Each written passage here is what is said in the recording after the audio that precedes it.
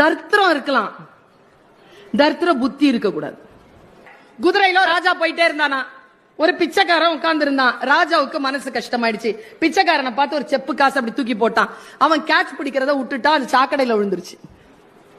ராஜா கவலையாயிடுச்சு. குதிரையை திரும்பி கொண்டு போடானா, திரும்பி போனா அவன் சாக்கடையில கைய போட்டு அந்த செப்பு காசை தேடிட்டு இருக்கான். தேடாத தேடாத, இந்தா வெள்ளி காசு வச்சுக்கோன்னு வெள்ளி காசை இந்த கையில வாங்கிக்கிட்டு மறுபடியும் அந்த செப்பு காசையே சாக்கடையில தேடுறான். ராஜா சொன்னார், நான் நிறுத்த சொன்னேனே, உனக்கு இது பத்தலையா, இந்தா ஒரு தங்க காசு. தங்க காசையும் வாங்கிக்கிட்டு அந்த பிச்சைக்காரன் அதுலயே கை போட்டு தேடிட்டு இருந்தான். ராஜா, எப்போடா நீ அதை நிறுத்துவ? இல்ல இல்ல இருங்க, வரேன் ஒரு நிமிஷம். ராஜா பேசிட்டு இருக்கான், இவன் சாக்கடையில தேடிட்டு இருக்கான். சரி வா, உன்னை நான் ராஜா ஆக்குறேன். அப்படின்னா என் பாதி ராஜ்யம் கொடுத்துறேன், அதுல இந்த சாக்கடை பகுதி வருமான்னு நானா? இந்த புத்தியை என்ன பண்ணுவீங்க?